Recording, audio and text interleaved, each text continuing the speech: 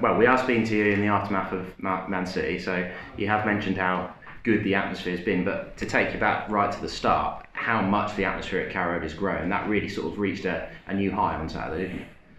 Yeah, I mean, on Saturday, people said after the game, it's, one of the best atmospheres we've seen at Carrow Road. I got to say it's one of the best atmospheres I've seen anywhere, and I've been fortunate to watch football around the world, and, we've got to harbour that and take that, because we need that. It's, I know they're saying the 12th man's too easy to chuck out, but it is important, because Carrow Road can be intimidating to play, not from a hate point of view. It's not a load of people in Stone Island jackets and Burberry caps, but from a it's tight, it's loud, it's colourful point of view, and then yeah, they made a massive difference. And you're right, it's come a long way. I remember, I commented on early on, I remember the game I first met Dealer and Michael was Barnsley at home. We won 2-0.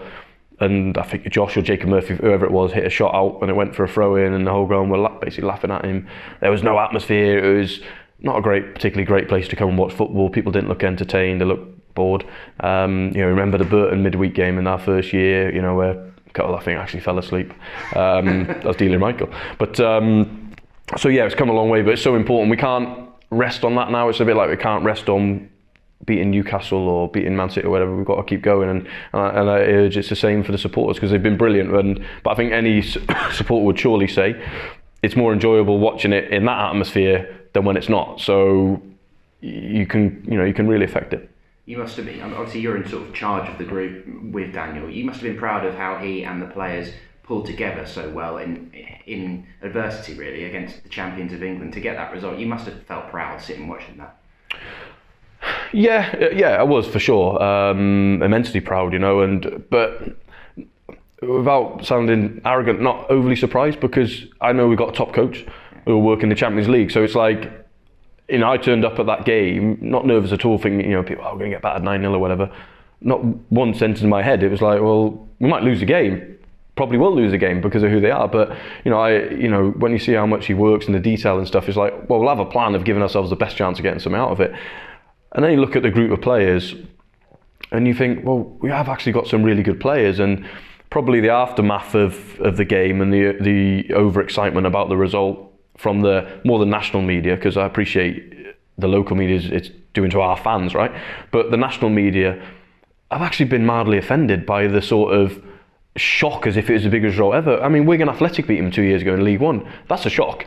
Not us. We're in the same league as them. So it was, yeah, I got to say, it was mildly offended by it. And I remember speaking to a couple of the players after the game going, that's how rubbish they think we are, that it's almost like the biggest miracle ever. And I don't think that's right. I think we've got good players and we've got a good way and the rest of it. Whether that's enough to keep us up or whatever, we don't know, because we know we're, as Daniel says, we're climbing Everest without certain tools and whatever. But yeah, we're not hopeless, are we? And I think we need to sort of savour that a little bit and use that as let's keep proving people wrong, and let's really enjoy the fact that we can prove people wrong. But along the way, it's going to be tough. If you look at the upcoming games, I know people will go on paper they're easier games, but it's really hard to win a Premier League game, and 3 out of the next 4 are away. And you look at the 2 Burnley strikers, you look at the Palace wingers, you look at Villa spending 140 million quid, you'd expect something back for that. And then you look at Bournemouth, who are a top 10 established Premier League side now. Like, they're really tough games, and if you're not at it, 100% you get hurt whoever we're playing. And we need to make sure that we are at it. I think hopefully now we've proven to ourselves, and the players have proven to themselves, that we can win games at this level. We've won 2 already, 2 very different type of games, but we've won 2 already. So hopefully that gives the confidence that we can give this a really good go and not just lie down and be sort of laughed at as little old Norwich. Okay, yeah, you're still a young man. You're only 35. So what you've just been talking about in terms of wanting to work abroad and things like that, what have you learned about yourself in this 2 years? Do you feel like you personally have evolved a great deal in 2 and a bit years? Yeah, probably learned to be a little bit less emotional, a little bit more considered with what I say. I know I still say stupid things at times, but definitely learned to be show more humility. Delia and Michael I have to thank for that, because they're unbelievable people. I've seen us get battered places where I just want to go and punch anyone I can see, and shout at someone or whatever, and the way they gracefully take defeats and the way they act, you think, that's class. I need to be more like that. Definitely haven't cracked that yet, but certainly need to be more like that. also learned to be resilient. You know, I look back at the first year was hard, was incredibly hard. Everyone questioning us, and I understand why. You know, you question yourself as to, are we doing the right things? Are we ever going to turn this around? Are we going to give what our supporters deserve? Are we going to give what our staff deserve? What our owners deserve? You know, they back us with so much passion and belief. So, yeah, I'd probably say, you know, resilience has been a key thing. And then probably, you know, it's one of our mantras, ignore the noise. You learn that a lot as well. If you believe in what you do as a group of people and stuff, you've got to ignore what other people say, because, you know, after Saturday, you know, we're going to stay up easy. We lose the next game, we're the worst team again in the Premier League, and we should have spent a load of money. We have to be the neutral and block that out and just go on a steady line. And I think, you know, I've sort of learned that.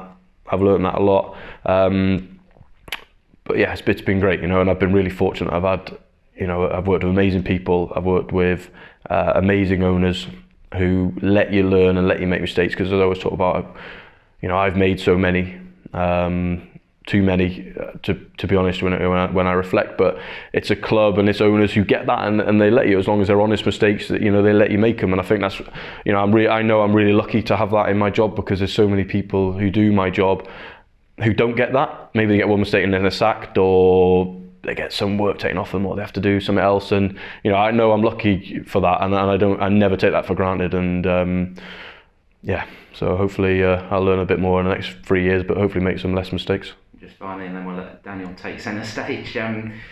In terms of the opening press conference, that first day you came here, April 2017. In the porter cabin. In the porter cabin, yeah.